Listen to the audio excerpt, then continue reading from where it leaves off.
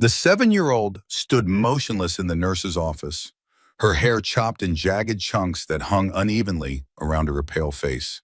Safety scissors lay on the desk between them, still sticky with the evidence of what she'd done during recess while the other children played tag and screamed with the kind of careless joy that belonged to people who hadn't learned yet that the world took things away.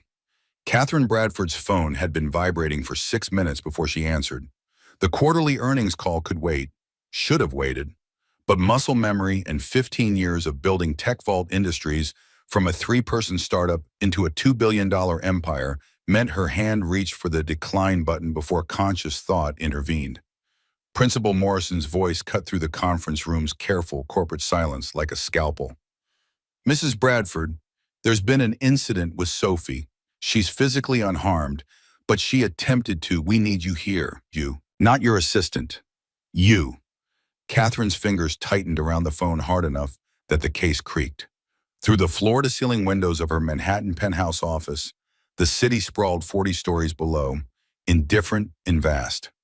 She'd stood at this window 3 months ago when the last specialist, the 7th or maybe the 8th, had called to explain that Sophie's selective mutism showed no signs of improvement despite 12 weeks of intensive intervention. "I'll send someone within the hour. With respect, Mrs. Bradford, your daughter needs her mother, not an employee." The phone went silent in Catherine's hand. Across the polished walnut table, 6 board members watched her face for tells, the way predators watch for weakness.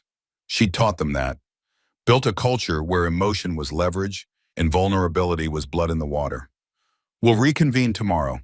Jenkins, send the revised projections to my secure folder." Nobody questioned her. Nobody ever did. Catherine Bradford didn't take unscheduled absences, didn't rearrange board meetings, didn't let anything interrupt the careful machinery of her life, which meant they all knew something had cracked in the foundation. And by dinner, the whispers would start about whether the Ice Queen was finally melting under the pressure of raising a damaged child alone. The helicopter touched down at the Hamptons estate 42 minutes later. Catherine had made the trip in silence, her assistant's nervous chatter about rescheduled calls fading into white noise as she stared at her reflection in the curved window. 41 years old, blonde hair pulled back in the kind of ruthless chignon that cost $300 to maintain weekly. Dior suit that whispered wealth without shouting it. The face that stared back could have been carved from ice. Beautiful, untouchable, and completely foreign to the girl who'd grown up in a Michigan trailer park eating government cheese and swearing she'd claw her way to somewhere that mattered. Sophie sat in the nurse's office exactly as she'd been described, holding the tattered rabbit she'd clutched since she was 2 years old. The stuffed animal's right ear hung by threads. Its fur had worn away in patches from 5 years of constant handling. Catherine recognized it the way other mothers might recognize their child's first word or first step. This rabbit was the only witness to the moment Sophie stopped speaking and never started again. "Sophie, what happened?" Her daughter's eyes lifted, dark brown like her father's, like the eyes that had closed for the last time when Sophie was 2 years old and the semi-truck driver had been checking his phone instead of watching the road. No sound, not even the whisper of breath that sometimes signaled Sophie was considering a response. Just that hollow stare that made Catherine's chest compress until breathing felt like work. Principal Morrison stepped into the doorway, her expression carefully neutral in the way of people who'd learned not to judge the parenting of billionaire donors. One of the teachers found her in the bathroom with the scissors. She'd already, a gesture toward Sophie's butchered hair. "We've called Dr. Hendricks, per your standing instructions. He suggested an immediate session to address this escalation in self-harm behavior." Self-harm. The words landed like stones. Catherine looked at her daughter, really looked, and saw the same thing she'd been seeing for 5 years. A stranger wearing her child's face. Somewhere inside that silence was the little girl who used to sing made-up songs about butterflies and beg for one more bedtime story. That girl had died in the passenger seat of her father's Tesla, and what came back had chosen silence over sound, withdrawal over connection. "Thank you, Principal Morrison. I'll handle Dr. Hendricks." The drive back to the estate passed in thick quiet. Sophie sat in the back seat, hands folded around the rabbit, staring out the window at the manicured lawns and gates that separated their world from everyone else's.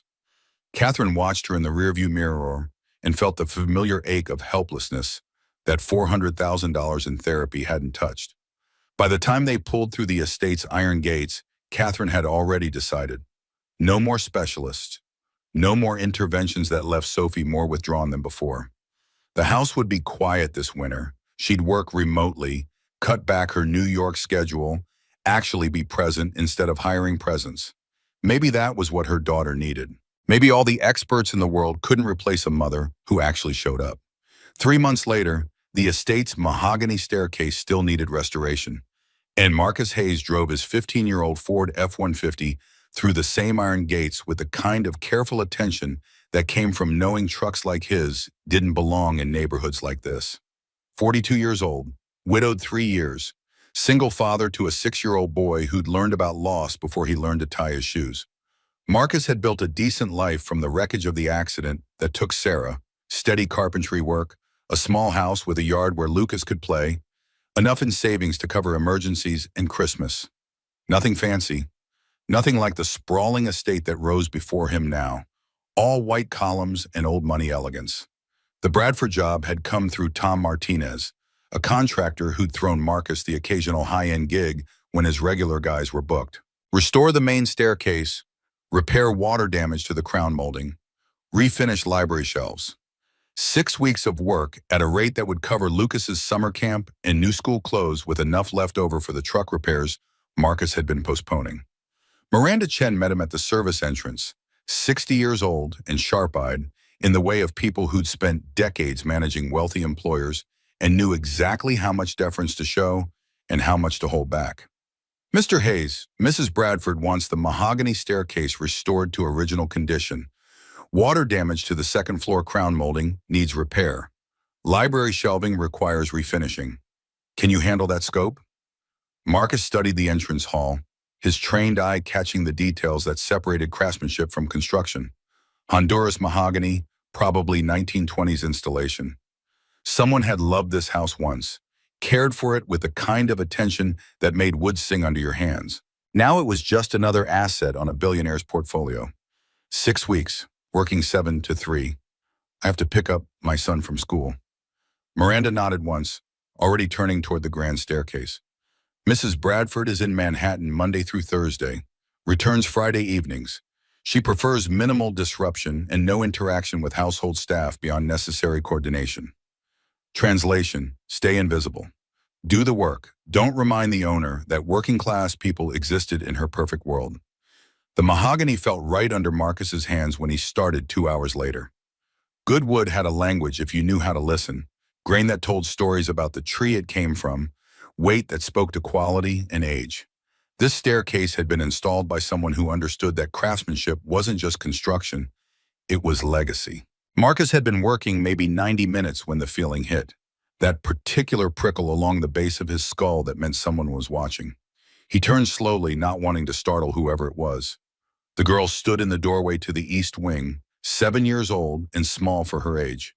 White dress that probably cost more than Marcus made in a week. Dark hair cut in uneven chunks that screamed home scissors and desperation.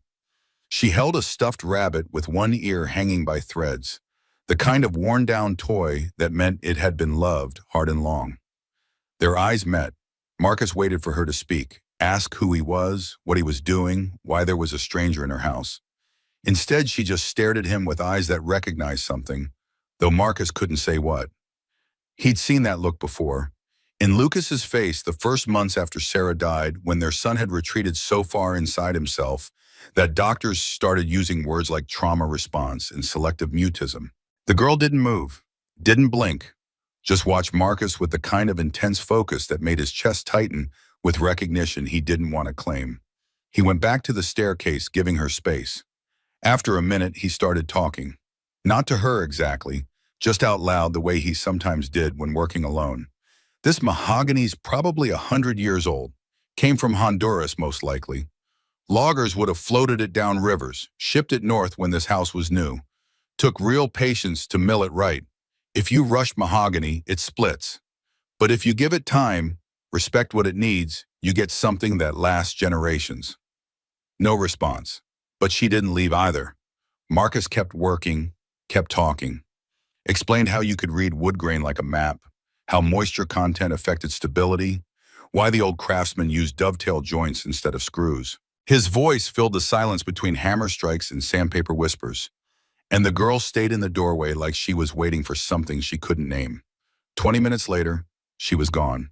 Marcus didn't see her leave, just looked up between boards and found the doorway empty. That evening, Miranda appeared as Marcus was packing his tools. "Mrs. Bradford would like a word with you."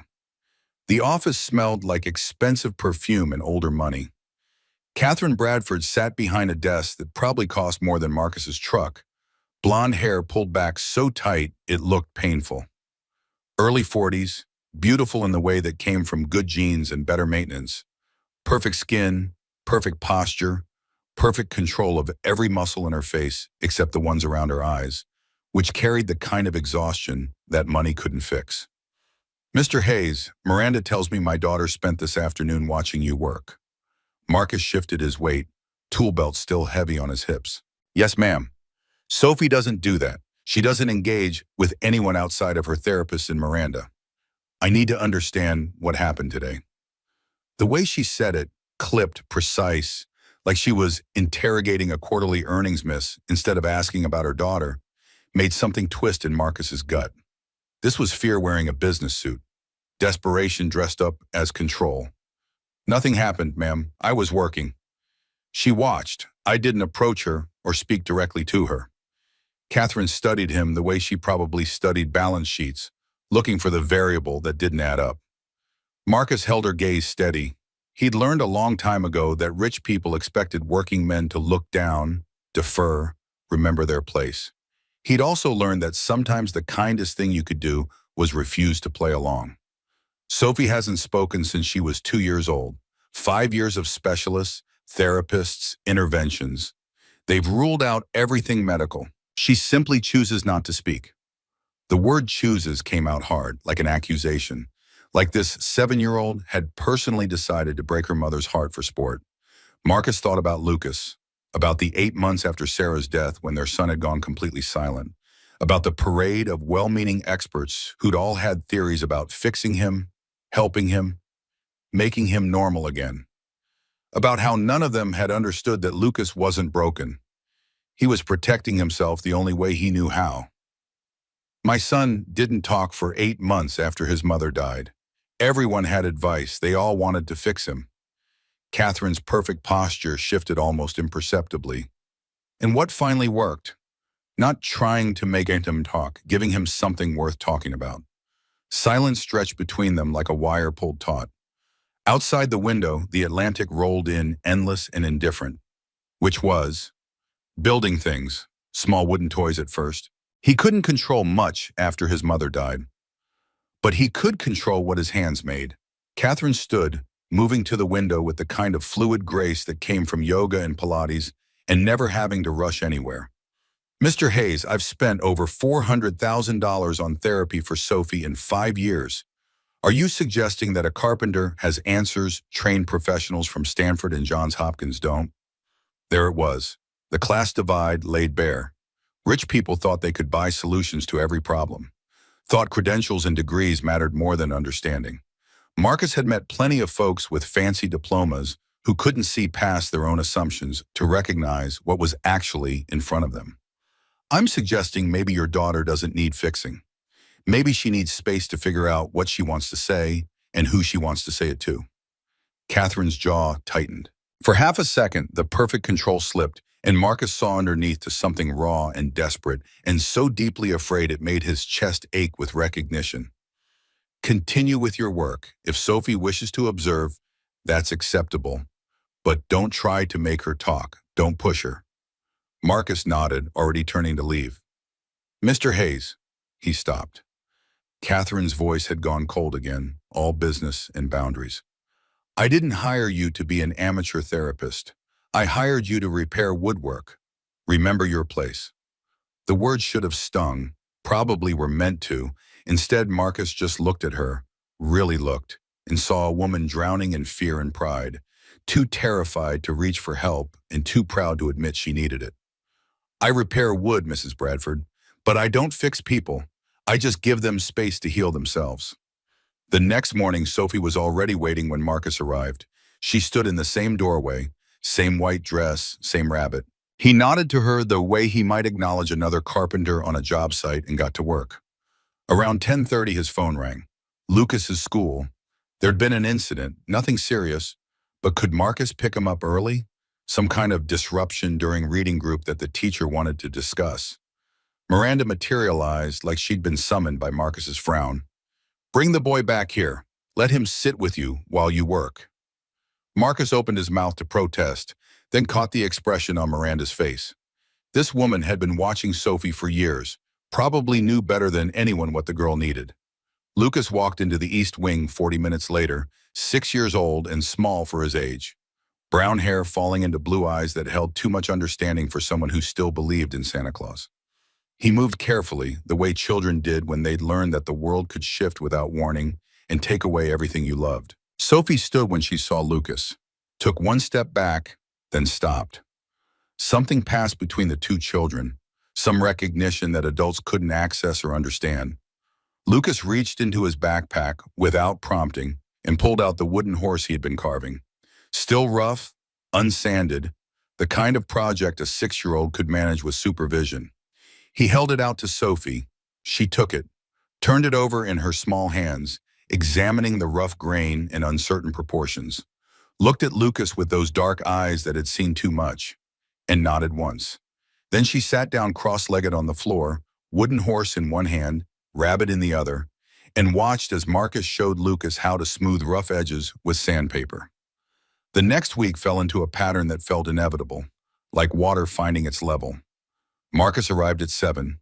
Sophie appeared within the hour. Lucas came after school at 3, and the three of them fell into an easy rhythm that needed no discussion or explanation. Marcus brought scrap wood, maple and walnut and pine too knotted for paying work, but perfect for teaching. He showed Lucas basic techniques, while Sophie watched with laser focus, absorbing every word. On the 6th day, Marcus brought an unfinished wooden box. The pieces fit together like a puzzle if you knew the sequence. He showed Lucas the concept, then set the pieces on the floor near where Sophie always sat. There's another set on that shelf if you want to try. He didn't look at her when he said it, didn't wait for acknowledgement, just went back to the staircase restoration and let the invitation hang in the air between them. 20 minutes later, Lucas made a small sound, half gasp, half laugh. Marcus looked over to see all the box pieces arranged in perfect sequence on the floor in front of Sophie. Not just arranged, solved. She'd worked out the assembly order without any instruction. Pure spatial intelligence made visible. Lucas's face lit up with genuine joy. You did it right. Sophie's mouth curved, not quite a smile, but the beginning of something that might become one eventually. She picked up one piece, turned it slowly in the afternoon light, then set it down with precision and looked at Marcus. He nodded back like they'd just completed a business transaction, then returned to his work. That evening, Catherine appeared in the East Wing unannounced. She stood in the doorway looking at the wooden pieces still arranged in perfect order on the floor, and something complicated crossed her face. She's never done anything like this before. Marcus wiped mahogany dust from his hands onto his work pants. She watches, she learns, just quietly. The specialists say I should limit her exposure to unqualified individuals who might reinforce her selective mutism. There was a question buried in there somewhere, or maybe a challenge. Marcus met Catherine's eyes and saw exhaustion behind the ice. Your daughter doesn't need fixing, Mrs. Bradford. She needs space to figure out what she wants to say. Catherine's carefully constructed mask cracked just enough that Marcus saw the mother underneath. Scared, lost, desperate for any answer that might work.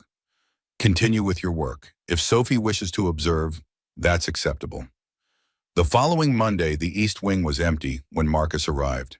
He worked for an hour before Miranda appeared, her expression troubled. Mrs. Bradford has instructed that Sophie will not be coming anymore. There was an incident over the weekend with a new specialist. Violet became agitated. Mrs. Bradford feels it's best to limit changes to her routine.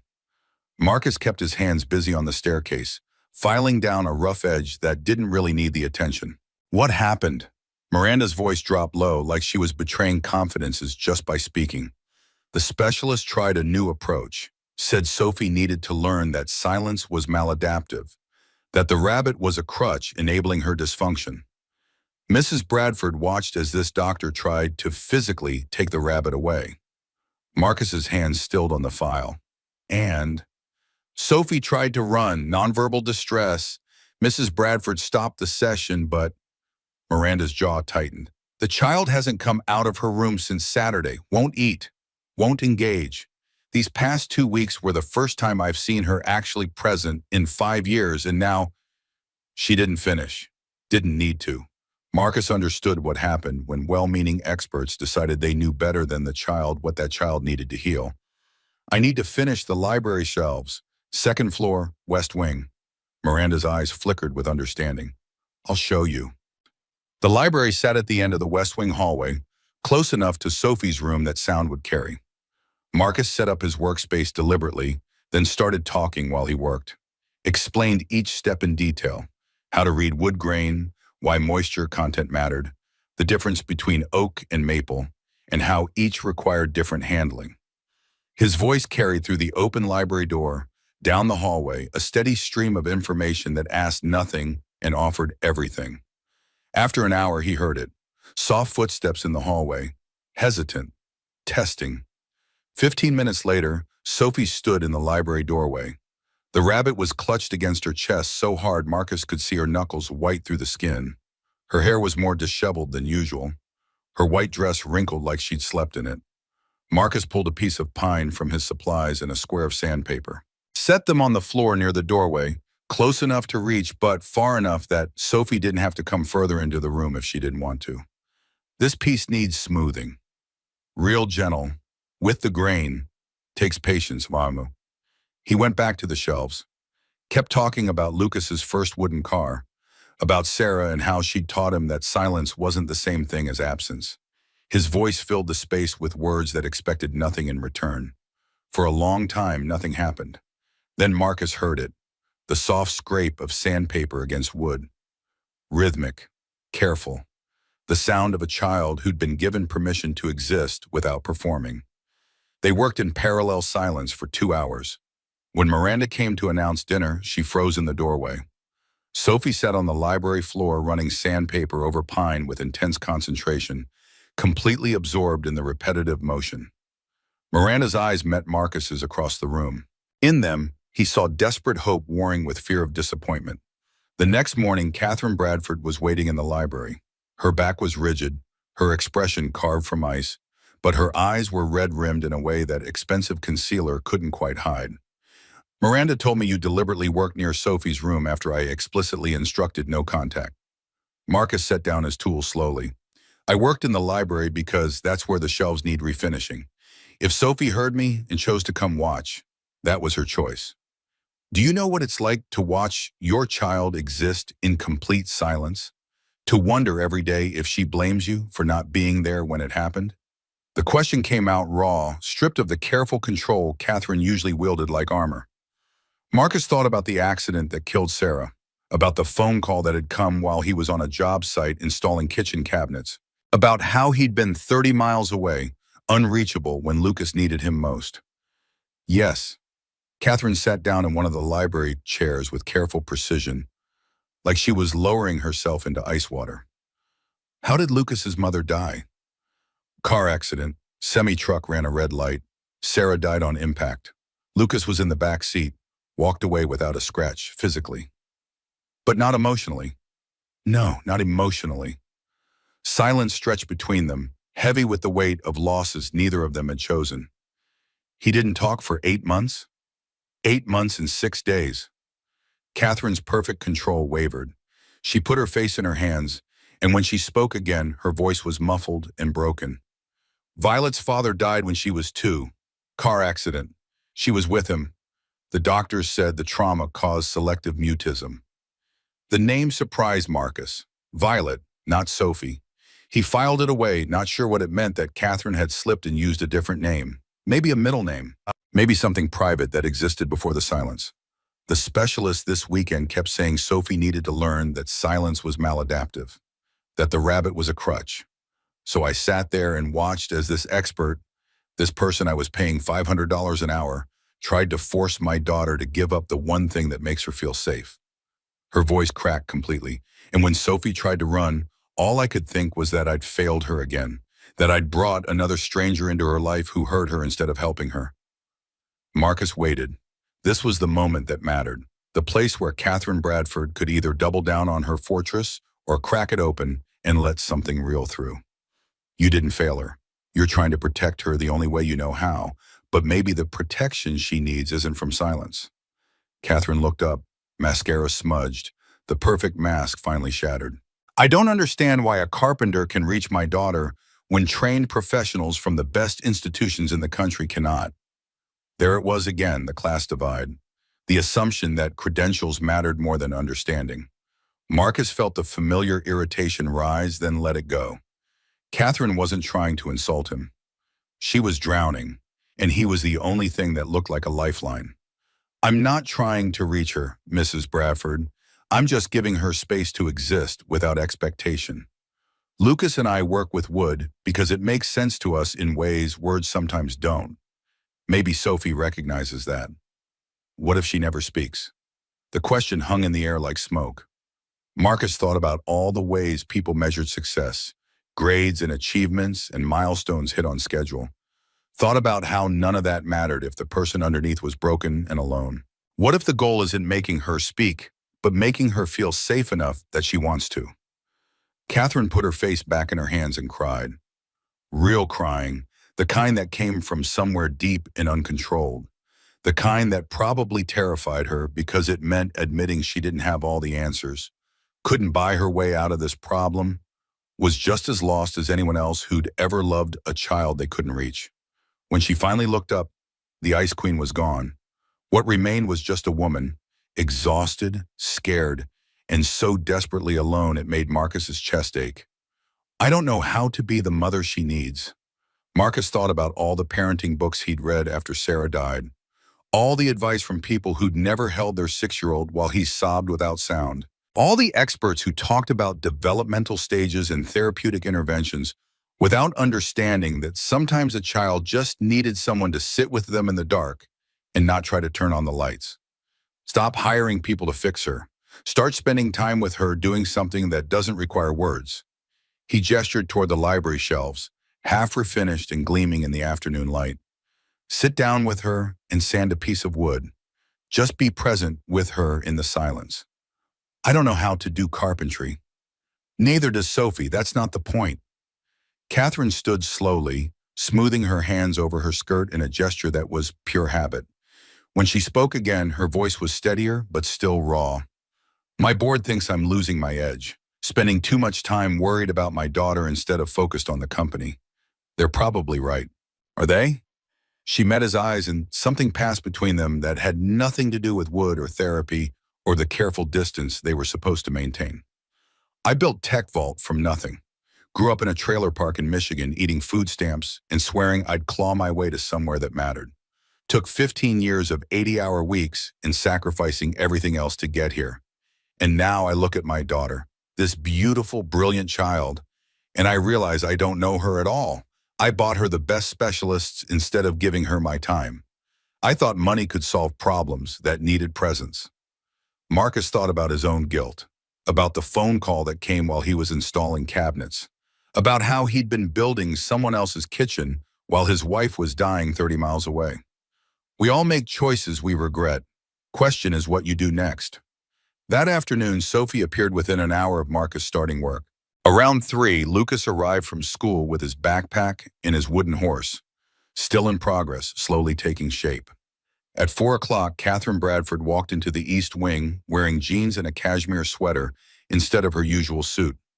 Marcus didn't comment on it, just continued showing Lucas how to apply wood stain with a rag, explaining how the color soaked into the grain if you gave it time and patience. Catherine stood in the doorway for a long moment. Then slowly she knelt on the floor beside Lucas. Can you show me? Marcus guided her hands through the motion. Dip the rag, wring it out, apply with long strokes following the grain. Her first attempt was too heavy. The stain dripped and pooled, uneven and amateurish. Lighter. The wood will take what it needs if you give it time. Catherine tried again. Her hands shook slightly. This woman who commanded boardrooms and negotiated billion-dollar deals was trembling over a piece of scrap pine. But she kept trying, listening to Marcus's quiet corrections, slowly finding the rhythm. They worked for the next hour. When Lucas's piece was done, uneven and imperfect but finished, he rolled a small wooden car across the floor toward Sophie. Sophie picked it up, examined the wheels with her customary intensity. Then she rolled it back to Lucas with careful precision. They fell into a wordless game, rolling the car back and forth across the hardwood floor. Catherine watched, and tears streamed down her face in silence. Marcus kept his voice low. She used to play like that with her father. Catherine's breath hitched. Before the accident, before everything changed. She's still here, just finding her way back on her own terms. They sat together as afternoon light slanted through the east wing windows. Four people connected by loss and wood, and the careful hope that maybe healing didn't have to look like fixing. Maybe it just had to look like showing up.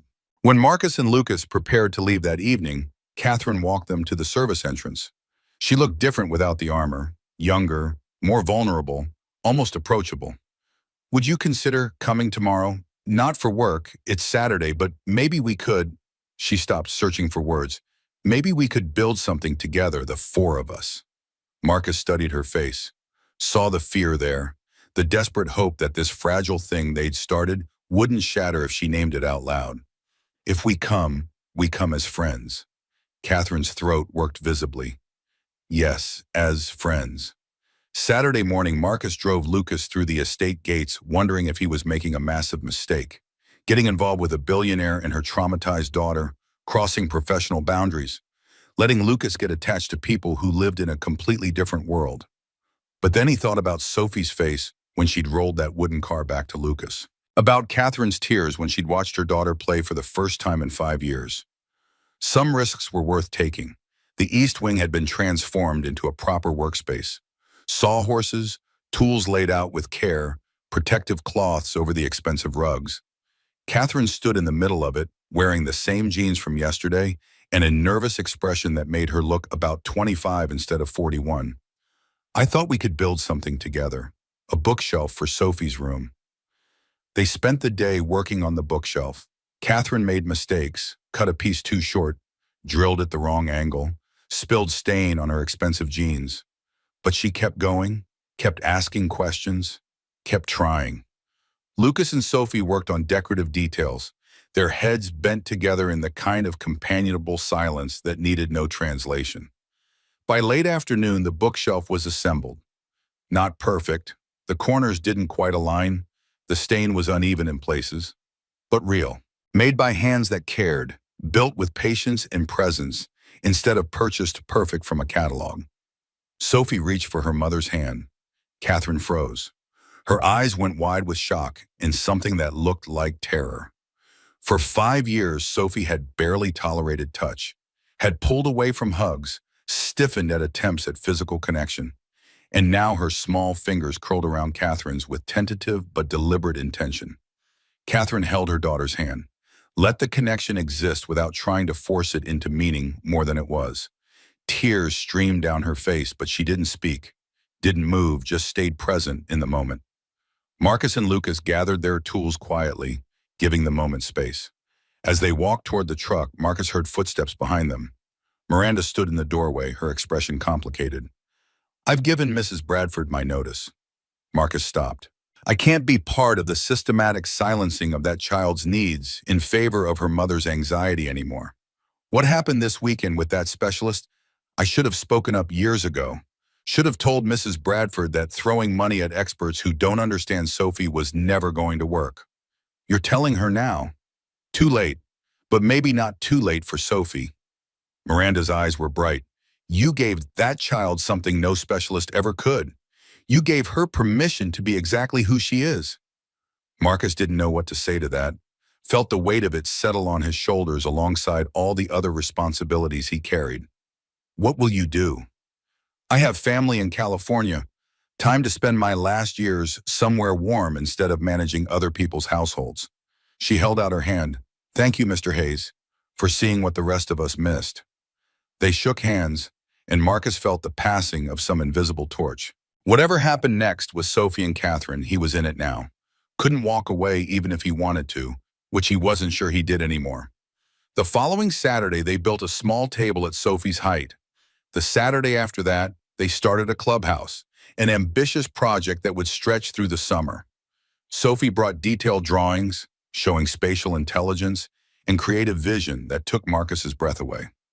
Catherine showed up every Saturday without fail, learning to read plans and measure twice and cut once. And slowly, almost imperceptibly, Sophie started making sounds.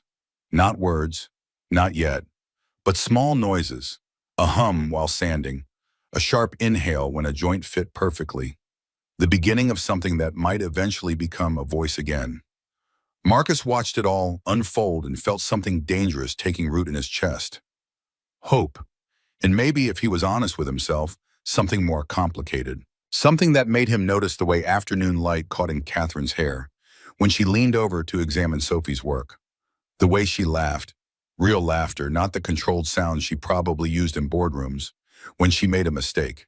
The way she looked at him sometimes when she thought he wasn't watching, with an expression that made his heart do stupid things he'd promised himself to avoid. He was falling for her, for a billionaire CEO who lived in a different universe, who had power and wealth and a life that had no room for a widowed carpenter with calloused hands in a 15-year-old truck.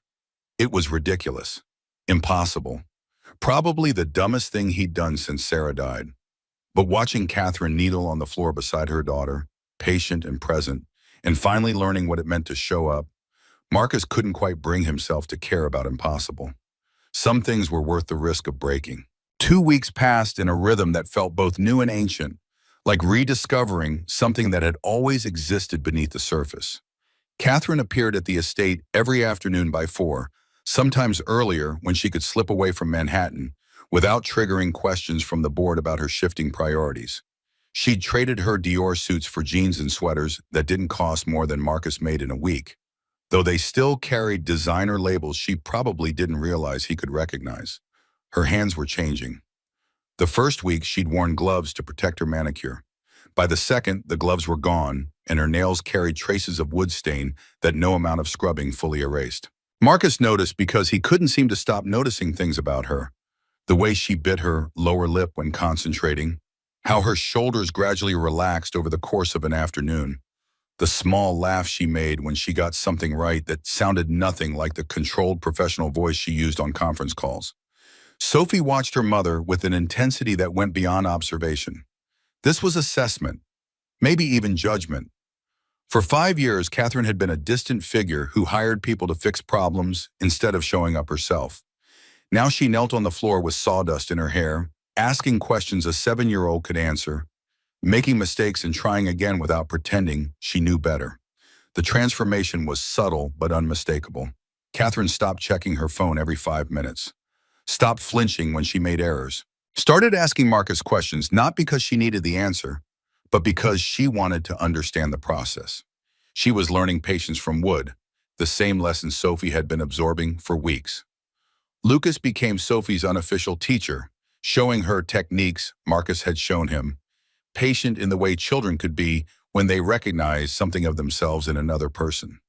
They communicated in a language adults couldn't quite access, gestures and glances, and the occasional exchange of materials that needed no verbal negotiation. On the 9th day, Catherine tried to apply finish to a small box she'd been sanding for 3 afternoons. Her first attempt was too thick, pooling in the corners and obscuring the grain. Marcus moved to her side, not touching, but close enough that he could smell her perfume, something expensive and subtle that probably had a French name he couldn't pronounce. Pour less. Let the brush do the work. Catherine tried again, her hands steadier this time. The finish went on smooth and thin, bringing out the maple's natural figure. She looked up at him with something like triumph in her eyes, and Marcus felt his chest tighten with an emotion he'd been trying to ignore for days. This was dangerous territory. She was a client, technically. More than that, she was a billionaire who moved in circles where carpenters existed only as service providers, invisible except when needed. Getting involved, even thinking about getting involved, was asking for heartbreak. But watching her face light up over successfully finishing a wooden box, Marcus couldn't quite convince himself to care about the inevitable disaster waiting at the end of this road. Sophie sat cross-legged nearby, working on her own project. She'd graduated from simple sanding to actual construction, building small boxes with joints that fit together if she was careful. Her focus was absolute, the kind of concentration that shut out everything except the task at hand. When Lucas arrived that afternoon, he brought a small wooden car he'd been carving at home. The wheels actually turned now, mounted on dowels Marcus had helped him cut to size. He rolled it across the floor to Sophie with the same casual gesture that had become their ritual. Sophie caught it, examined the wheels with her systematic thoroughness, then rolled it back. But this time she added something, a small sound, barely audible. Not a word, just a hum of approval, low in her throat. Catherine's hands stilled on her box. Marcus saw her whole body tense with the effort of not reacting, not making it into something bigger than it was. They kept working. The hum came again 10 minutes later when Sophie fit a particularly difficult corner joint.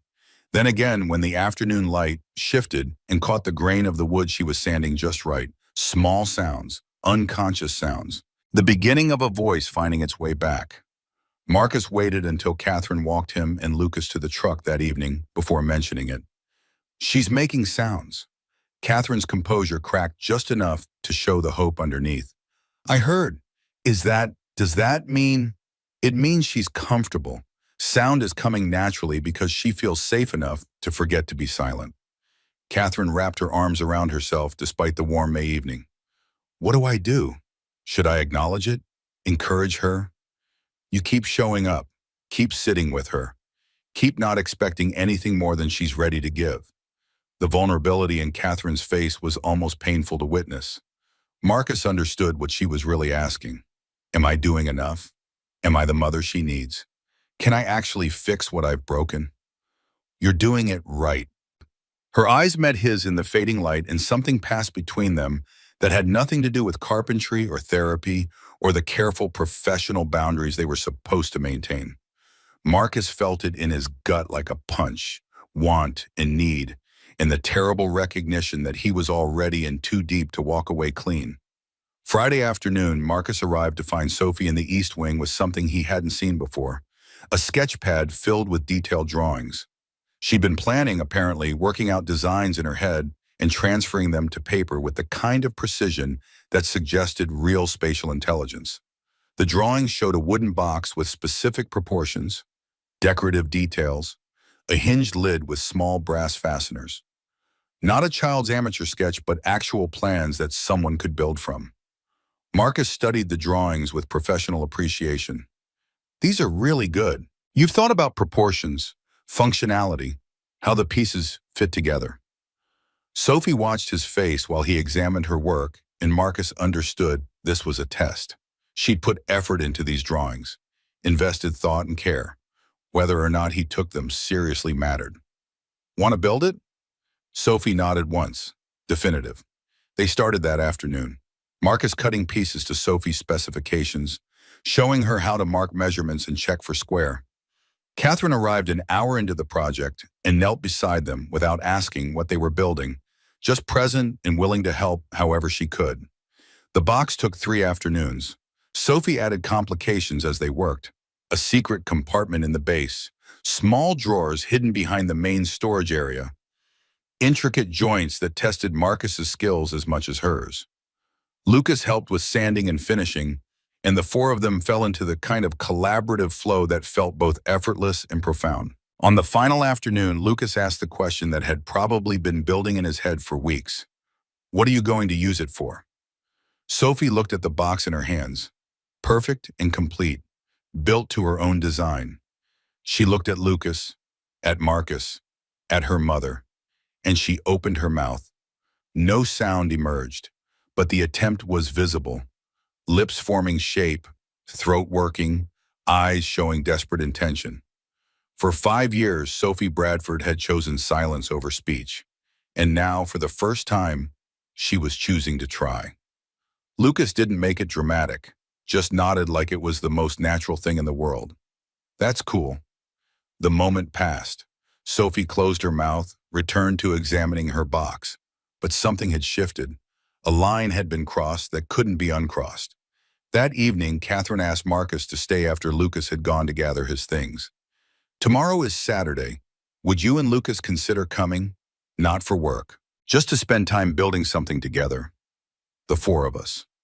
The request was simple, but the weight behind it was enormous. This was Catherine asking Marcus to cross from contractor to something else. Friend, maybe. Or something more complicated that neither of them was ready to name. "If we come as friends, not as hired help." Catherine's throat worked visibly. "Yes, as friends, equals." The word equals hung in the air between them, fragile and improbable. Marcus knew what she was offering, not just friendship, but recognition that class and money and all the markers of social hierarchy didn't have to define who they could be to each other. Whether that offer was real or just wishful thinking from a woman desperate to heal her daughter, he'd find out soon enough. Saturday morning arrived warm and bright, the kind of May Day that promised summer was coming. Catherine had set up the East Wing like a proper workshop, tools arranged on a workbench at Sophie's height, materials sorted and ready, protective gear in child and adult sizes. I thought we could build something together. A bookshelf for Sophie's room, one she helped design. Sophie had drawings, of course, detailed plans showing exact measurements, shelf heights, decorative elements. They set to work with the casual intimacy of people who'd done this before, falling into rhythm without discussion. Catherine made mistakes, measured wrong, cut at an angle, spilled wood glue on her expensive jeans. But she laughed about it now instead of flinching. Tried again without the rigid perfectionism that had probably served her well in boardrooms, but had no place in a workshop where mistakes were just part of the process. Around noon, Catherine disappeared and returned with sandwiches she'd made herself. Not ordered from the kitchen, not prepared by staff, but actually assembled with her own hands. They sat on the floor eating lunch while Sophie showed Lucas the secret compartment she designed into the bookshelf. Marcus watched Catherine watching her daughter, and something in his chest went tight and warm. This was what healing looked like, not grand revelations or dramatic breakthroughs, but small accumulations of presence and patience. They worked through the afternoon. By 4 o'clock, the bookshelf was taking shape, rough still, needing hours more work, but undeniably real. Sophie ran her hand along the wood with proprietary pride. Catherine stood, brushing sawdust from her jeans in a gesture that was becoming familiar. "I need to tell you something." Marcus looked up from the joint he was gluing, suddenly tense at her serious tone. Miranda gave her notice. "She's leaving at the end of the month." Lucas continued working, oblivious to adult complications. Sophie watched her mother with those dark, assessing eyes. "She said," Catherine's voice caught, "she said she could not be part of the systematic silencing of Sophie's needs in favor of my anxiety anymore. That she should have spoken up years ago about the specialists, about how I was trying to buy solutions instead of being present." Marcus set down the wood glue, giving Catherine his full attention. "She wasn't wrong." "No, she wasn't." Catherine's facade cracked completely. "I've spent 5 years hiring people to fix my daughter instead of actually being her mother. Spent $400,000 on experts who made things worse. Miranda was the only one who ever told me the truth, and I fired her for it. She quit. Because I made it impossible for her to stay and maintain her integrity. Because Catherine pressed her hands to her face. "I don't know how to do this. Be present, be enough, be what Sophie needs without the buffer of professionals and staff, and all the ways money lets me avoid actually showing up." Marcus thought about the weeks since he'd started this job, about watching Catherine transform from Ice Queen to something more human and uncertain and infinitely braver. "You're already doing it, right here, right now." Catherine's hands dropped, revealing tears she didn't bother to hide anymore. "What if I mess it up? What if she needs more than I can give?" "Then you'll figure it out, same way everyone else does, one day at a time, making mistakes and trying again." They stood in silence for a long moment. Then Catherine did something that made Marcus's heart stutter. She closed the distance between them and rested her forehead briefly against his shoulder. Not a hug, not quite, just a moment of connection. of leaning into someone else's strength when her own felt insufficient. Marcus didn't move, didn't put his arms around her, even though every instinct screamed to do exactly that. This was Catherine's moment to take what she needed on her own terms. She stepped back after 3 seconds, composure mostly restored. Thank you for everything you are doing for Sophie, for us. Marcus wanted to say something about how he wasn't doing it just for Sophie, how watching Catherine discover motherhood was maybe more compelling than anything else he'd witnessed, how the feel of her forehead against his shoulder had sent electricity through his entire nervous system. Instead, he just nodded and went back to the bookshelf, because some truths were too dangerous to speak aloud when you were already balanced on the edge of wanting something you had no right to claim. The Saturdays stretched into summer. Sophie's table was completed, then the bookshelf, then they started something more ambitious, a clubhouse in the garden behind the estate. Sophie had been planning it for weeks, her drawings becoming more elaborate and detailed. She wanted a real structure, something permanent that existed in the world as proof that she could create things that lasted. The project would take months. They broke ground in early June, setting posts and pouring footings with Catherine operating the wheelbarrow and learning to mix concrete. Lucas and Sophie worked on design details, arguing wordlessly about window placement and door size through gestures and modified drawings. Marcus taught them all the basics, how to check for level, why square corners mattered, the importance of proper bracing. Catherine absorbed it with the same intensity she probably brought to quarterly earnings reports, asking questions that showed she was thinking beyond the immediate task to the underlying principles. They worked every Saturday through June and into July. The clubhouse took shape slowly, walls rising, roof going on, windows installed with Sophie's meticulous approval. She made sounds regularly now, humming while she worked, small gasps when something fit perfectly, occasional laughs that lit up her entire face. On a blazing Saturday in mid-July, Marcus and Catherine found themselves working side by side on the clubhouse roof. Lucas and Sophie were below installing interior shelving Catherine had prefabricated during the week. Marcus reached for a hammer at the same moment Catherine did. Their hands collided, then froze. For 3 heartbeats, they stood there, fingers touching, neither pulling away. Catherine's eyes met his. In them, Marcus saw recognition of what was happening between them. This slow, gravitational pull that had been building since the first Saturday. Saw her awareness of how dangerous it was. Saw her decide not to care. She pulled her hand back first, face flushed in a way that had nothing to do with the July heat. Sorry. Don't be. The words came out rougher than Marcus intended. Catherine's flush deepened. Below them, Lucas called something about measurements, and the moment broke. But Marcus felt it settle into his bones, the certainty that he was in love with Catherine Bradford, that this impossible thing between them was real, and that there was no version of this story where someone didn't get hurt. He was falling for a woman who lived in a universe he couldn't access, who had power and wealth and a life built on foundations he'd never understand, who could walk away tomorrow if the board pressured her or the gossip got too uncomfortable, or she simply decided a widowed carpenter wasn't worth the complication. But watching her wipe sweat from her forehead with the back of her hand, leaving a streak of sawdust across her temple, Marcus couldn't convince himself that any of those reasons mattered more than the way she smiled when she got something right. They finished the roof as the sun set, climbing down to find Sophie and Lucas had created a small celebration. Cookies from the kitchen arranged on a board, water bottles sweating in the summer heat. The 4 of them sat in the half-finished clubhouse while evening cooled the air, and Marcus felt something dangerous bloom in his chest. This felt like family, like belonging, like home. August brought the clubhouse to completion. On the final Saturday, they stood back and surveyed what they'd built.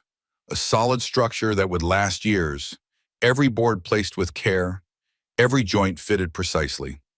Sophie had designed decorative elements that Marcus helped her carve and install.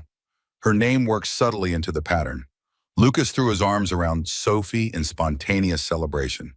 She stiffened for half a second, then relaxed and hugged him back. Her first voluntary physical affection toward another child in 5 years. Catherine's hand found Marcus's shoulder, squeezed once, then retreated. They were getting better at these small touches, at communicating things that couldn't be spoken aloud. That evening, Sophie did something unprecedented. She stood on the clubhouse porch, looked at the four of them, and spoke. Not words, not yet, but sounds, clear, intentional, modulated to carry meaning. She gestured at the structure, at them, at herself, and the sounds she made carried gratitude and pride and connection. Lucas understood immediately. You're welcome. It was fun building with you. Sophie smiled, a real smile, bright and unguarded, and made more sounds. A whole speech in a language they couldn't quite decode but could feel in their bones. Catherine was crying. Marcus put his hand on her back, light and steady, and she leaned into the touch like she'd been waiting for permission. She's trying so hard, Catherine whispered. She wants to communicate. The words aren't ready yet. And they'll come when they're ready. She's already telling us things. We just have to learn to listen. They stood together while Sophie and Lucas explored the finished clubhouse, running through it with the pure joy of children celebrating something they'd created. Marcus felt Catherine's shoulders shake with silent tears and kept his hands steady on her back, anchor and witness. This was the moment Marcus understood with absolute clarity that he would do anything to protect this fragile thing they'd built, would fight whatever battles needed fighting, weather whatever storms came, accept whatever consequences followed from loving Catherine Bradford. Because he did love her. Completely. Impossibly. With a certainty that went bone deep. The question was whether she felt the same, and whether it would matter when reality came crashing back. Late August brought Lucas's question. They were working on small projects in the clubhouse, a hot Saturday afternoon when the ocean breeze couldn't quite reach through the trees. Sophie was carving decorative details into a wooden box. Lucas was sanding a chair he'd designed for the clubhouse. Catherine and Marcus were installing hooks for storage. Lucas set down his sandpaper and looked at Sophie with the kind of direct honesty that only 6-year-olds could manage. Why don't you talk? You make sounds now. You wanted to tell us about the clubhouse. But how come no words? Catherine tensed. Marcus caught her eye, shook his head slightly. Let this play out. Sophie stared at Lucas for a long moment. Then she reached for her ever-present sketch pad and drew quickly, hands moving with urgent intensity. The drawing showed 2 figures in a car. Jagged lines surrounded them like a cage, like the world breaking apart. The small figure had no mouth drawn on her face, just blank space where words should emerge. Lucas studied the drawing with the gravity it deserved. You got scared, so scared that words felt dangerous. Sophie nodded. Tears were already falling, silent and unstoppable. Lucas moved closer, his own eyes bright with the recognition that came from shared trauma. My mom died in a car too. I saw it happen. The truck came through the intersection and I watched it hit us and everything went slow and loud and I couldn't do anything to stop it. Sophie was crying harder now, her whole body shaking with 5 years of grief she'd never been able to voice. After, I couldn't talk either, for a long time, because talking meant remembering, and remembering hurt too much. Marcus felt his own throat tighten. Lucas had never put it into words before, the reason behind his 8 months of silence, had never explained to anyone, not even Marcus, exactly why speech had felt impossible. Lucas continued, his voice steady with the wisdom of someone who'd survived and come out the other side. You don't have to use words if you're not ready, but I think maybe you got scared a long time ago, and you've been quiet for so long that you forgot you could be loud if you wanted to. Sophie looked at Lucas, then at Catherine, then at Marcus. Her mouth opened, her throat worked, every muscle in her small body strained towards something she'd been choosing not to do for 5 years. The sound that emerged was tiny, barely audible, more breath than voice. Scared. The word hung in the air like something fragile and new. Then Sophie's voice came again, stronger this time, breaking through 5 years of self-imposed silence. I was so scared. Catherine made a sound between a sob and a gasp. She pulled Sophie into her arms, both of them crying, 5 years of distance and desperation pouring out in tears that needed no translation. I know, baby. I'm so sorry. I didn't understand. I tried to fix you when you weren't broken. I brought strangers who hurt you instead of just being present. I'm so sorry. Sophie's voice emerged again, shaky but determined. Not broken. Lucas moved to Sophie's other side, taking her hand. Not broken, just scared. But not now, not anymore. Sophie threw one arm around Lucas while keeping the other wrapped around her mother, and she laughed. An actual audible laugh that sounded rusty and uncertain, but completely real. Marcus stood back, giving them space, his own eyes burning. Catherine looked up and reached for him, pulling him into the circle. The four of them held together while summer heat pressed down and cicadas sang their endless song. This was the moment everything changed. The moment impossible became possible. The moment Sophie Bradford found her voice after 5 years of silence. The weeks following were both miraculous and terrifying. Sophie talked more each day, her voice growing stronger, her vocabulary expanding, her confidence building. She still had quiet times, hours, or even full days when words felt too hard and she reverted to silence. But those were choices now, not prisons. The clubhouse became their gathering place. Sophie would bring Lucas there after school. Catherine had arranged for them to attend the same private academy, though Sophie still wasn't enrolled yet, and they'd work on small projects while talking about everything and nothing. Catherine rearranged her entire life. She worked from the Hamptons 3 days a week, went to Manhattan only when absolutely necessary, turned down opportunities that would have required travel or extended absences. The board noticed. The whispers started. Catherine Bradford was losing her edge, getting soft, letting personal matters compromise her professional judgment. She didn't seem to care, or rather, she cared about different things now.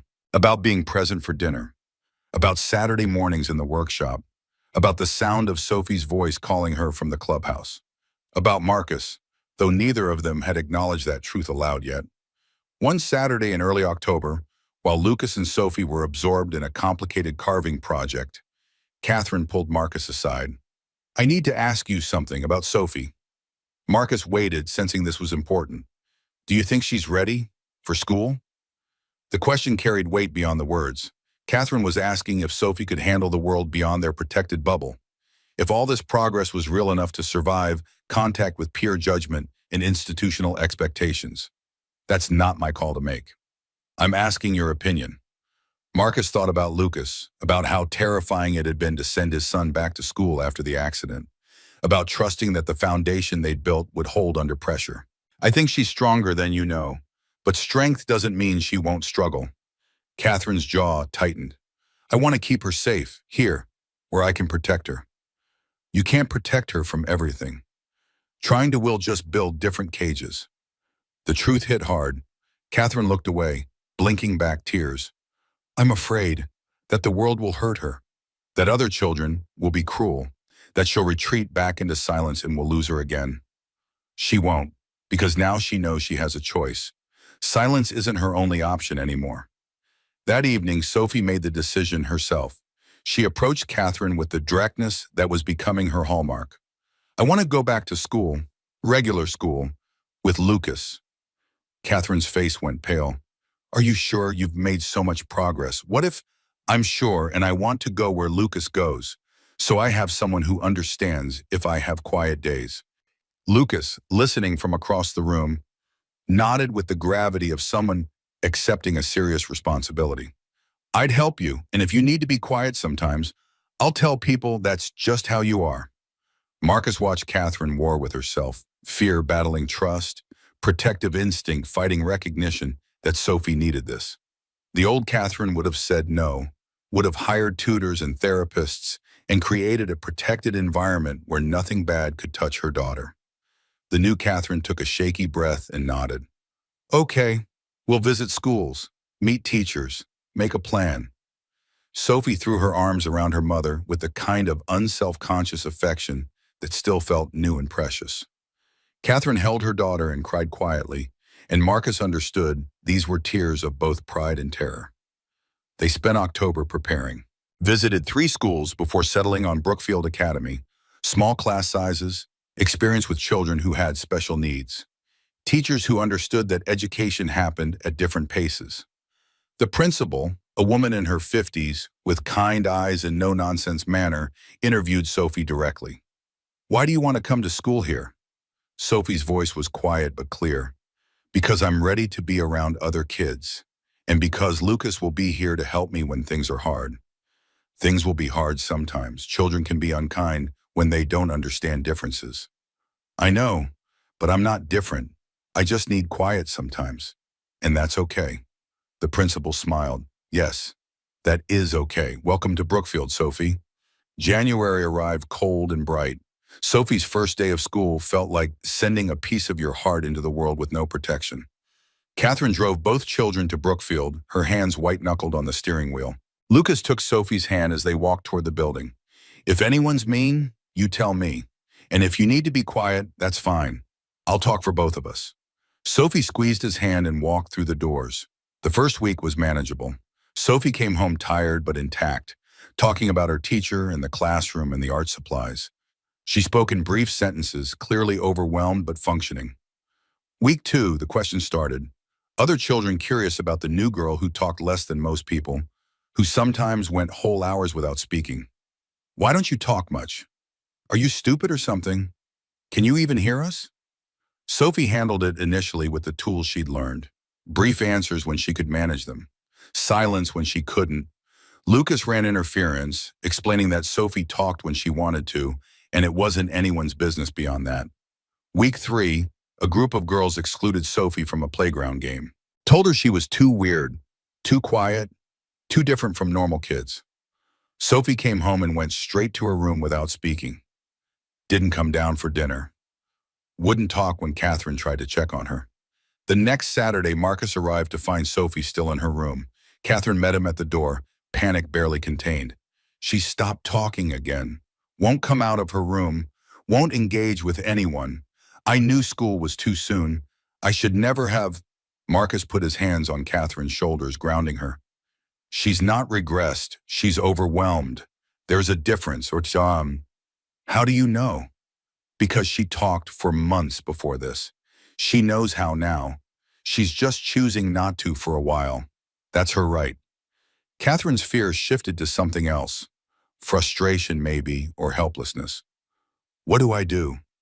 You give her space, and you trust that she'll come back when she's ready. Yeah, by Monday, Sophie was talking again at home. Quiet, less frequent than before, but present. At school, though, she'd gone completely silent. Teachers reported she wouldn't answer questions, wouldn't participate in discussions, wouldn't speak even when directly addressed. At home, she told Catherine what had happened, about the girls who'd excluded her, about feeling different and wrong, and like maybe silence was easier than explaining herself over and over. Catherine wanted to pull Sophie out immediately, end the experiment, keep her daughters safe in their protected bubble. Marcus asked to speak with Sophie alone. He found her in the clubhouse, holding the rabbit that was still her comfort object, despite 5 years of wear. She looked up when he entered, but didn't speak. Marcus sat beside her in comfortable silence for 10 minutes. Finally, he broke it. You don't have to talk about it if you don't want to. Sophie's voice emerged small and hurt. They think I'm broken. Do you think you're broken? Long pause. Sophie shook her head. No, but they don't understand. So teach them. Sophie looked up, confusion in her dark eyes. How? Same way you taught your mom. Show them who you are through what you do, or, he paused, considering, tell them your story. Help them understand why you're quiet sometimes. Sophie thought about this, her analytical mind working through possibilities.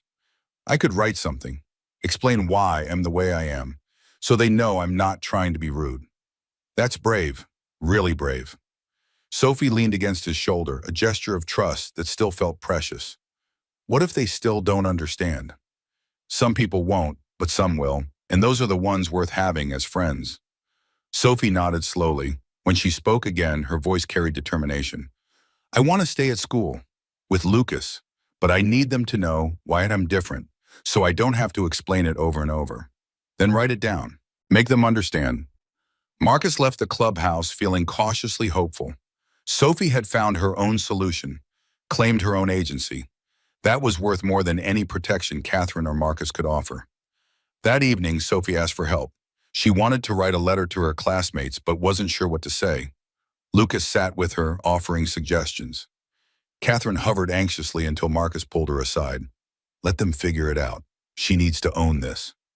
Catherine watched her daughter and Lucas bent over the paper, heads together, working through how to explain 5 years of silence to children who'd never experienced trauma. What if they're cruel about it? What if they use it against her? What if they're kind? What if understanding makes them better? Catherine turned to Marcus, and in her eyes he saw all the fear and hope and desperate love that came with parenting a child you couldn't fully protect. I don't know how to do this. Let her face things that might hurt her. You do it the same way you learned everything else, one step at a time, making mistakes and trying again. Catherine moved closer, close enough that Marcus could feel her warmth. Her hand found his, fingers intertwining with the kind of intentional contact that meant she knew exactly what she was doing. Thank you for helping us find our way. Marcus should have pulled back, should have maintained professional distance, should have remembered all the reasons this was impossible. Instead, he squeezed her hand and held on. We're in this together now. The words carried weight beyond their surface meaning. Catherine heard it. Marcus saw recognition in her eyes, acknowledgement of what was building between them. Neither of them named it aloud. Not yet, but the truth hung in the air between them, fragile and terrifying and utterly real. Sophie finished her letter over the weekend. 2 pages explaining the accident, the silence, the slow return to speech, explaining that sometimes words felt safe and sometimes they didn't. And she needed people to understand she wasn't being rude when she was quiet. Monday morning, she gave it to her teacher with instructions to read it to the class. Then she sat at her desk and waited to see if the world would be kind or cruel. Marcus didn't hear what happened until that evening when Catherine called, her voice thick with tears. The teacher read it, and afterward, her voice broke. Afterward, 12 children wrote Sophie letters back, saying they didn't understand before, that they're sorry, that they want to be her friend. Marcus closed his eyes, relief washing through him. She did it herself, found her own solution. That's everything. One of the girls who excluded her apologized in person, said her mom explained about people processing things differently, and she felt bad for being mean. Is Sophie okay? Better than okay, Catherine laughed through tears. She's happy, actually happy. Marcus thought about the journey from that first day when Sophie had watched him work in silence to now, about all the small steps and setbacks and victories that had led to a 7-year-old girl teaching her peers about empathy and difference. She's going to be fine, Catherine. She's strong. You both are. Catherine's voice dropped low, intimate in a way that made Marcus's heart stutter. I couldn't have done this without you. Couldn't have learned how to be the mother she needed. You gave us both so much. You did the work. I just gave you space to figure it out. It was more than that. She paused. We should talk about us, about what's happening here. There it was, the acknowledgement neither of them had been brave enough to voice. Yeah, we should. Saturday? After the kids are working? Saturday. They hung up, and Marcus stood in his small house holding the phone and wondering if he was about to make the best decision of his life or the stupidest. Probably both. But watching Catherine discover herself, watching Sophie find her voice, watching Lucas bloom in the presence of people who understood him, all of it was worth whatever risk came next. Some things were worth fighting for, even when the odds said you'd lose. Saturday arrived with February cold seeping through the estate's windows. Marcus found Catherine in the workshop early, before Lucas and Sophie were due to arrive. She stood with her back to him, shoulders tight with tension he'd learned to read over the past months. We need to talk. The words he'd been both anticipating and dreading. Marcus closed the door behind him, giving them privacy. Catherine turned, and her expression was raw in a way that made his chest constrict. I got a call Tuesday. TechVault's board wants to relocate headquarters to New York City. Full transition by April. Marcus waited, sensing there was more. They offered me COO, Chief Operating Officer. Her voice fractured slightly. It's everything I've worked toward for 15 years. The kind of position women my age don't get offered in tech. Massive salary increase. Real power instead of just managing divisions. The unspoken hung between them like smoke. But, Catherine's laugh was bitter, but it requires relocation, immediately. No remote work option. The board was very clear. This opportunity is contingent on me being in Manhattan full-time, fully committed, no divided attention. Marcus thought about Sophie, finally thriving at Brookfield, about Lucas and Sophie's friendship that had become the foundation both children built their worlds on, about the careful stability they'd all constructed over the past year. What did you tell them? That I needed time to consider. They gave me until Monday. Catherine moved to the window overlooking the garden where the clubhouse stood against winter bare trees. Marcus joined her, close enough to feel her warmth but not touching. A year ago, I would have said yes immediately, wouldn't have hesitated.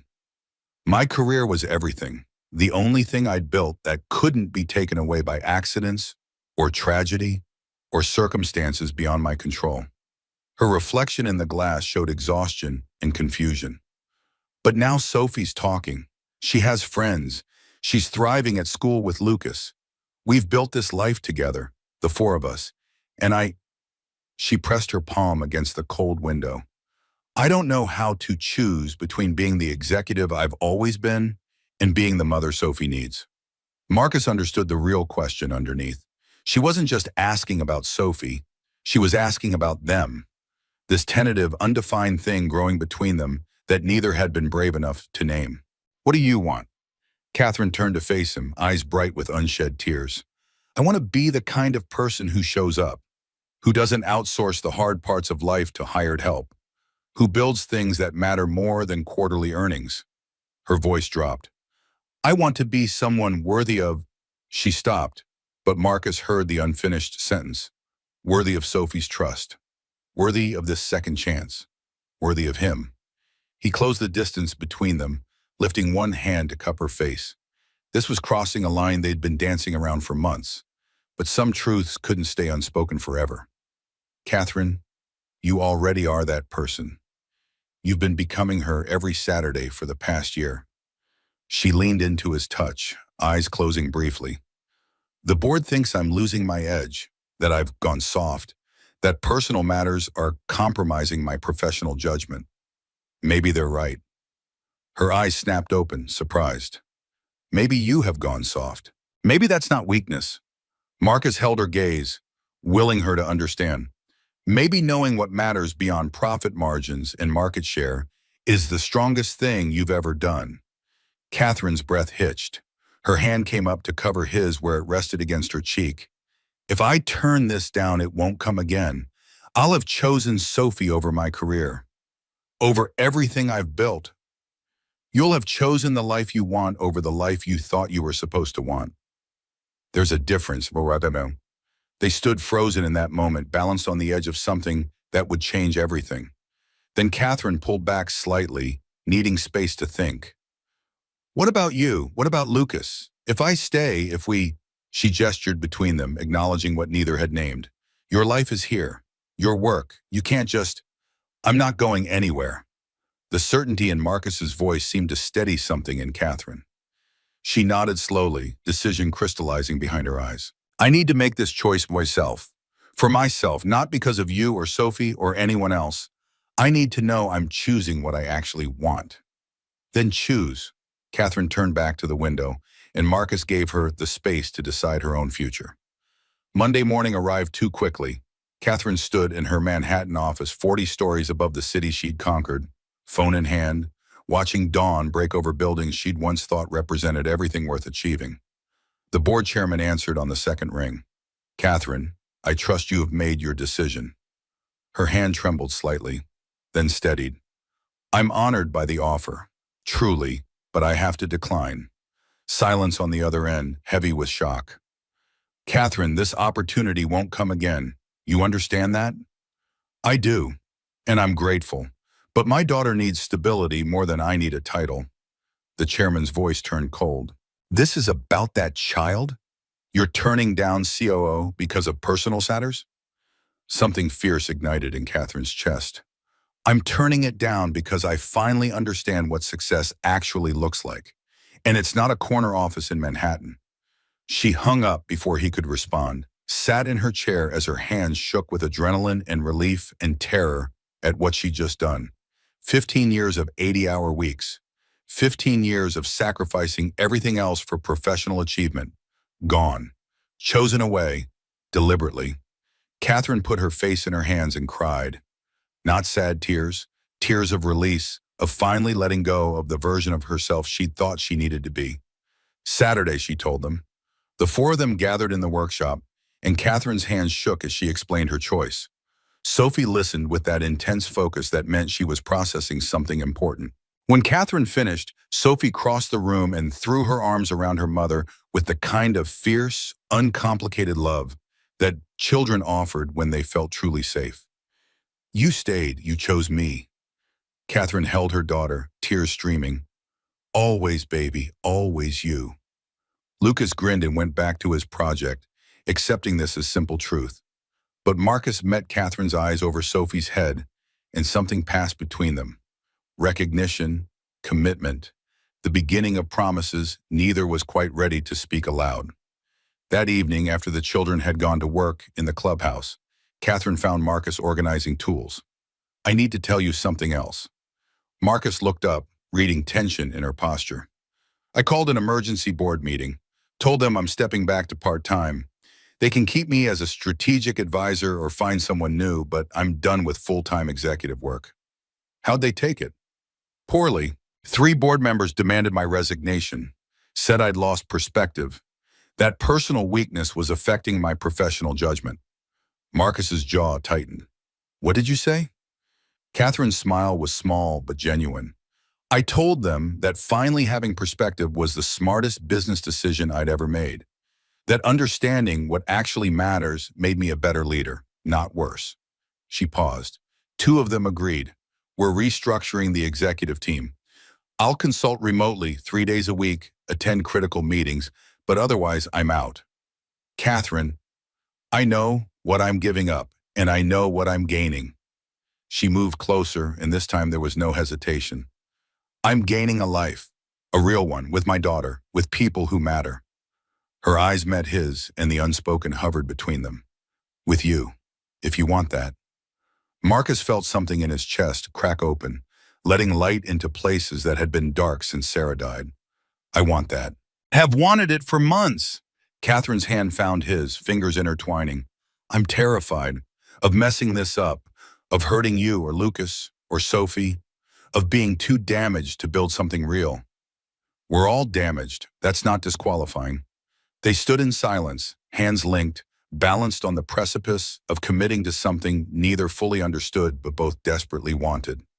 Outside, Lucas and Sophie's laughter drifted through the window, the sound of children who felt safe enough to play without fear. We take it slow, Marcus offered. Let the kids adjust, figure out what this looks like day by day. Catherine nodded, relief visible. Slow, I can do slow. They both knew it was a lie. Whatever was between them had been building too long, burning too hot, to qualify as slow. But they'd pretend for the children's sake. Pretend they weren't already in so deep that there was no untangling their lives anymore. March brought unexpected developments. Sophie approached Catherine one evening with her sketchpad, but this time it held words instead of drawings. I want to write a book about being quiet, about how silence isn't always quiet or broken. Catherine looked at the pages Sophie had already filled, raw, honest thoughts about fear and survival and learning to trust sound again. What would the book be for?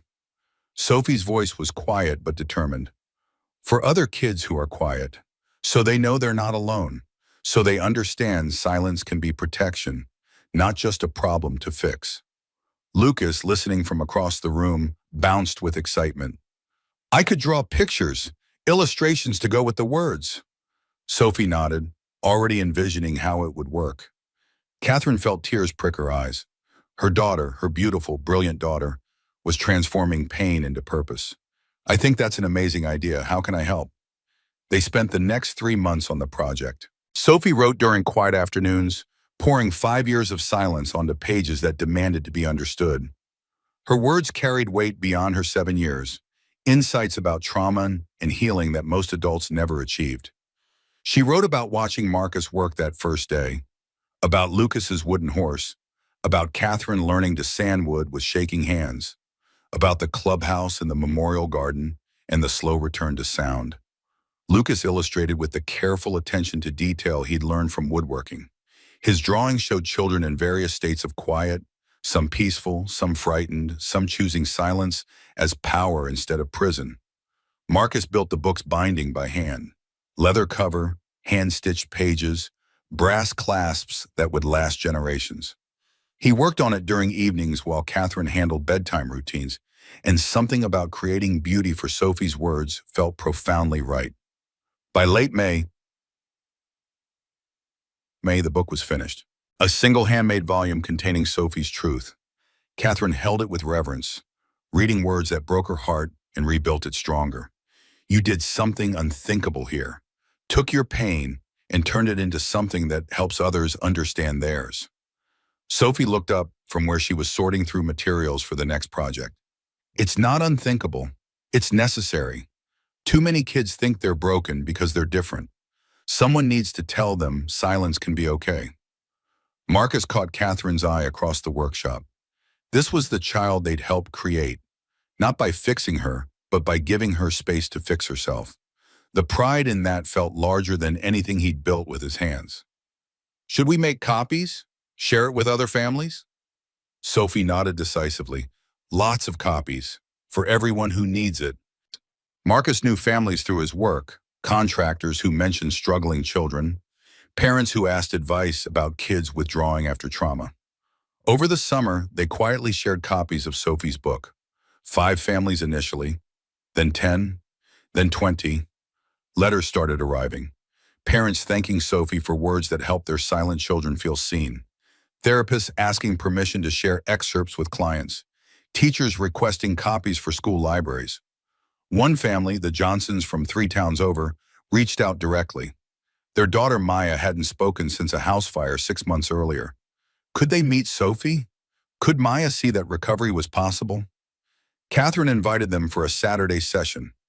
Maya arrived clutching her mother's hand, 6 years old and hollow-eyed in a way that made Marcus's chest ache with recognition. Sophie approached her slowly, deliberately, held out sandpaper and a piece of soft pine without saying anything. Maya took them, sat down, and started working with the same desperate focus Sophie had shown a year ago. Mrs. Johnson watched her daughter engage for the first time in months, tears streaming silently. She hasn't connected with anyone since the fire. The therapist can't reach her. But this. Catherine put a gentle hand on the woman's shoulder. Sometimes healing doesn't look like therapy. Sometimes it looks like sitting with someone who understands and not needing to explain anything. Over the following weeks, Maya became a regular presence. She and Sophie communicated mostly through gestures and shared work, but gradually small sounds emerged. Humming, gasps of satisfaction, eventually whispered words. 3 more families joined the Saturday sessions by August. Children processing various traumas, divorce, death, violence, accidents, finding common ground in wood and silence, in the patient presence of people who understood that healing happened on individual timelines. The workshop became something more than a personal project. Marcus found himself teaching basic techniques to children while their parents watched with desperate hope. Catherine organized materials, scheduled sessions, reached out to families who might benefit. Lucas and Sophie became unofficial junior mentors, showing younger children how to work with tools, offering encouragement through their own hard-won expertise. One Saturday in September, 8 families gathered in the expanded workshop space. Marcus watched children at various stages of recovery work side by side, and something shifted in his understanding of what they'd built. This wasn't just about Sophie anymore. This was about creating space for healing to happen organically, without force or timeline or professional intervention. Catherine seemed to reach the same conclusion. That evening, after everyone had left, she found Marcus cleaning tools. What if we formalize this? Not a huge organization, just a small program, helping families who need what we're offering. Marcus set down the sandpaper he'd been organizing. Explain. Catherine's words came careful and measured. Use part of the estate, small workshop space. We're already doing that. Maybe help 8 to 10 families at a time, rotating as children heal and new ones need support. I'd fund it, obviously, but more importantly, I'd be present, not hiring staff to run it, doing it ourselves. Catherine met his eyes with the directness he'd come to love. Because Sophie taught me that money can't buy healing, but it can create space for healing to happen. And because I want to be the kind of person who shows up for more than just my own daughter. There was something else in her expression, a question about them, about Marcus's willingness to commit to this alongside her. It can't become clinical. The moment we turn it into structured therapy, we lose what makes it work. Agreed, just space, tools, time, us. Marcus thought about the children he'd watched transform over the summer, about how many more were out there struggling in silence, needing exactly what this offered. Small scale, no more than 10 families at a time. We maintain personal involvement with every child. Catherine's relief was visible. Yes, exactly that. Sophie, listening from the doorway, stepped into the light. Could we call it the quiet place? Somewhere you can be silent or loud, and both are okay? Lucas appeared beside her, nodding enthusiastically. That's perfect. It's not about making people talk. It's about making them feel safe. Catherine looked at Marcus, and he saw his own thoughts reflected in her eyes. Their children were wiser than either of them, had been all along. The quiet place it is. October brought planning and construction. They converted the estate's east wing into a dedicated workshop, stations at various heights, tools appropriate for different ages, safety equipment, comfortable spaces for parents to observe. Catherine established a simple nonprofit structure to handle liability and funding. No applications, no requirements beyond a family's need and willingness to show up. Word spread through therapist networks and parent groups, and soon they had a waiting list. The official opening happened on a crisp Saturday in late October. 6 families attended, ones who'd been part of the informal summer sessions, plus 2 new ones referred by therapists who'd heard about Sophie's book. Catherine stood before the small gathering, her professional polish tempered by genuine warmth. This isn't therapy.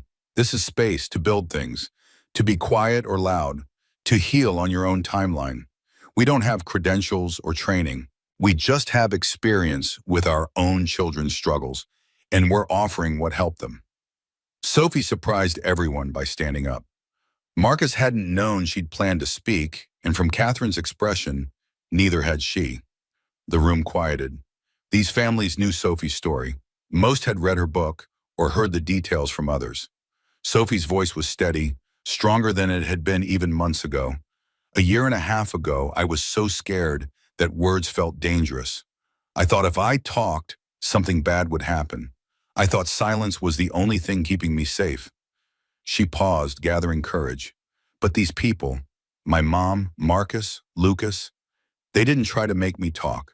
They just sat with me, built things with me, let me be quiet until I was ready to be loud. Her eyes swept the room, connecting with each child present. This place exists because sometimes people need permission to heal slowly, to be different, to take their time. You don't have to change to be valuable. You don't have to speak to be heard. Here you can be exactly who you are, and that will always be enough. The room erupted in responses, applause from some families, quiet clapping from others, nodding and signing from those who communicated differently. Children who'd been tense relaxed slightly, seeing someone like them, standing confident and unashamed. Maya, the fire survivor, spoke for the first time in a group setting. "Can I come back next week?" Her mother sobbed openly. "Yes, baby. Yes." The afternoon passed in the kind of productive chaos that came with children finding their rhythm. Some worked intensely, using tools to channel overwhelming emotions. Others sat quietly, just absorbing the permission to exist without performing. Parents connected with each other, sharing struggles and small victories. Marcus moved through the space teaching basic technique, but mostly just offering presence. Catherine organized materials and welcomed families with the warmth of someone who understood their desperation intimately. Lucas and Sophie worked alongside younger children, demonstrating patience and acceptance without needing to explain it verbally. As the session wound down and families prepared to leave, Marcus stood beside Catherine, watching their children help clean up. "You created something good here." Catherine leaned into him slightly, a gesture that had become natural over recent months. "We created something good, all of us together." That evening, Sophie approached Catherine with another project idea. She wanted to build something in the garden, a memorial for her father. I'm ready. To remember him in a way that doesn't hurt. To have a place where I can talk to him about everything that's happened. Catherine's throat tightened, but she nodded. Show me what you're thinking. Sophie had drawings, of course. A small garden space with a bench, wooden trellis, plantings that would bloom through seasons, a weatherproof frame to hold his photograph. Simple, beautiful, permanent. They built it over 3 Saturdays. Sophie chose every detail with the kind of care that showed this mattered deeply. Marcus guided her through the technical aspects, but the design was entirely hers. On the day they completed it, Sophie sat alone on the bench for an hour while the rest of them gave her privacy. When she emerged, her eyes were red, but her expression was peaceful. I told him everything, about Mom learning to work with wood, about Lucas being my best friend, about being scared but learning to be brave. Catherine pulled her daughter close. What do you think he'd say if he could? Sophie's voice was quiet but certain. That he's proud, that it's okay I don't remember his voice anymore, that love doesn't live in sounds or memories. It lives in how we carry people forward. Marcus felt his own throat tighten. Lucas moved to Sophie's other side, taking her hand in wordless support. They stood together in the garden as autumn light slanted through trees, turning gold and red. 4 people bound by loss and healing, and the careful construction of family from broken pieces. November brought an unexpected conversation. Catherine found Marcus working alone in the main workshop while the children were at school. I have a proposal, and you can say no. Marcus set down his plane, giving her full attention. Would you consider staying on permanently? Not as a contractor, as co-director of the Quiet Place. Small salary, health insurance for you and Luca. Formal role, but mostly just keep doing what you're doing. The offer landed like a stone in still water, sending ripples through Marcus's carefully constructed life. Catherine, let me finish. I know it's complicated, us, whatever we are or might become. But this is separate. This is about what we're building here being sustainable. About families needing what you offer, not just craftsmanship, but understanding. Marcus thought about his life before the Bradford job. The endless cycle of contracts and uncertainty. Raising Lucas alone without backup or stability. The loneliness that came from building walls to protect what remained after Sarah died. I'm just a carpenter.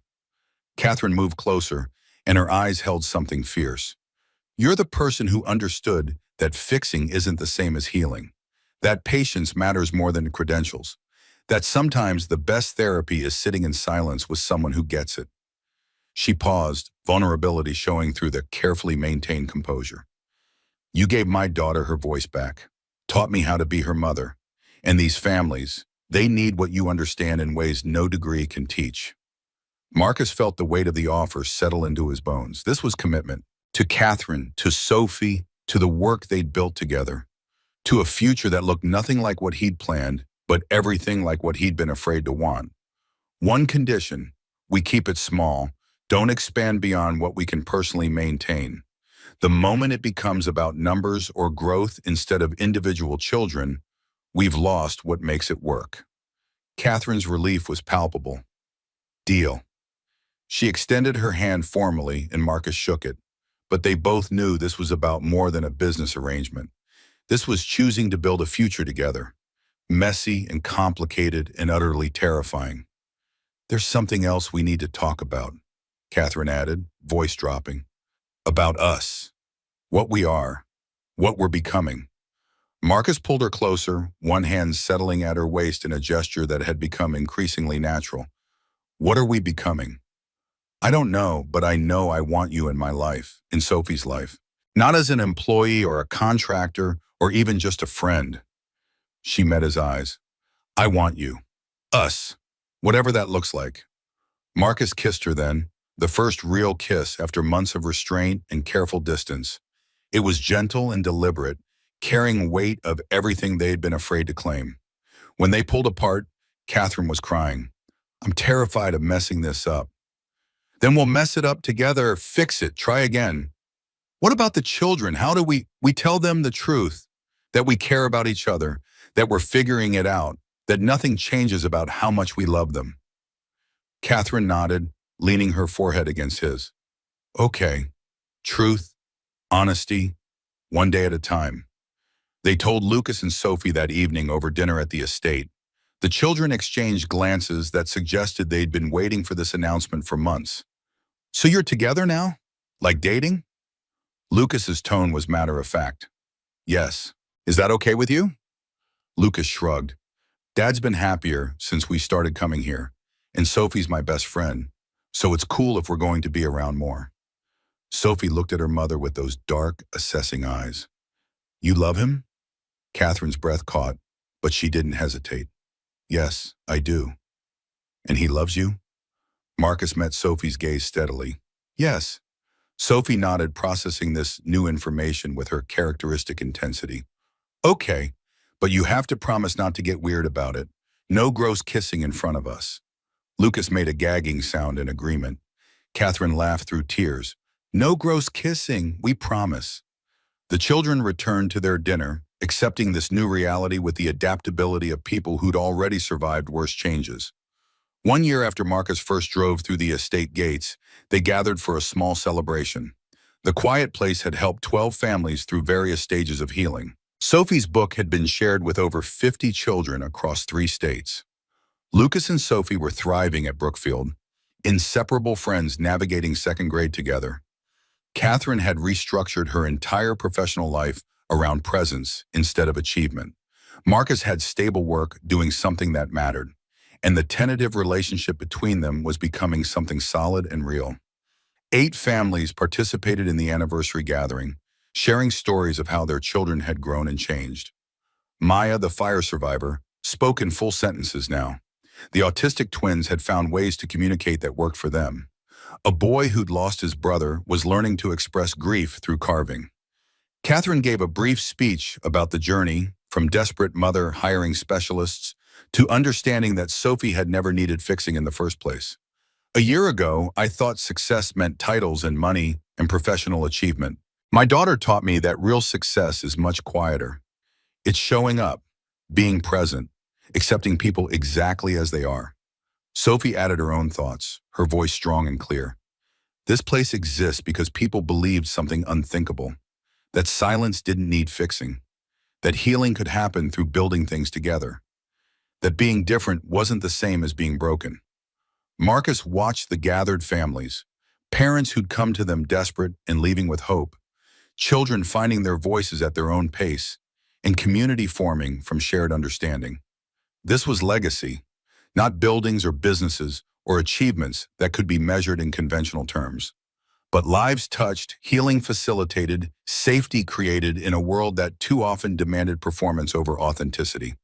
As the afternoon faded and families began leaving, Marcus found himself in the workshop with Catherine. They worked in comfortable silence, cleaning tools and organizing materials for the next session. I never imagined this, Catherine said quietly. Any of it. Sophie healing. Us. This work we're doing. Marcus moved to stand behind her, arms wrapping around her waist. What did you imagine? More the same, trying to fix what couldn't be fixed, hiring solutions, staying in control at all costs. She leaned back against him. Being alone forever because I didn't know how to be anything else. And now? Now I know that the most unthinkable thing wasn't Sophie speaking again. It was learning that some of us don't need fixing. We just need space and patience and people who understand that healing looks different for everyone. They stood together as evening settled over the estate, watching through windows as Sophie and Lucas raced across the lawn toward the clubhouse. 2 children who'd survived trauma and come out stronger, not despite their differences, but because someone had given them permission to heal at their own pace. Marcus thought about the journey from that first day when Sophie had watched him work in silence to now, about Catherine's transformation from ice queen to present mother, about Lucas finding friendship with someone who understood him, about his own heart learning to open again after years of protective walls. Some things couldn't be planned or purchased or forced into being. Some things just required showing up day after day, building something beautiful one piece at a time, trusting that patience and presence would create what control and money never could. The workshop door opened and Sophie appeared, slightly out of breath from running. Marcus? Mom, can we work on something? Lucas and I have a new idea. Catherine smiled, squeezing Marcus's hand before moving to join her daughter. Show us what you're thinking. Marcus followed them to the workbench where Lucas was already spreading out sketches. The children had designed a small lending library for the garden, a weatherproof box where people could leave books and take ones they needed. We want to put my book in it, and other books about being different, so kids who come here know they're not alone. That's perfect, Marcus agreed, already calculating materials and construction timeline. They spent the evening planning the project together, four people who'd found each other through loss and silence, now building something that would help others find their way through darkness. Later, after the children had gone to bed and Catherine walked Marcus to his truck, they stood in the cool November night holding each other. Thank you, Catherine whispered, for seeing us, for giving Sophie space to heal, for teaching me what it means to show up. Marcus kissed her forehead, then her lips, gentle and deliberate. Thank you for trusting me, for being brave enough to change, for building this with me. I love you. I should have said it before now. I love you too, have for months. Catherine laughed, the sound carrying joy and relief. We're doing this, aren't we? Actually building a life together. Looks like it. I'm still terrified of messing it up. Marcus pulled her closer. Then we'll mess it up and fix it and try again. That's what people who love each other do. They stood together under stars that had witnessed countless other beginnings, and Marcus felt certainty settle into his bones. This was right, hard and complicated and sometimes terrifying, but fundamentally right. Some risks were worth taking. Some people were worth fighting for. Some love was worth building carefully, one day at a time, with patience and presence, and the understanding that the best things couldn't be rushed or forced into being. They just had to be given space to grow.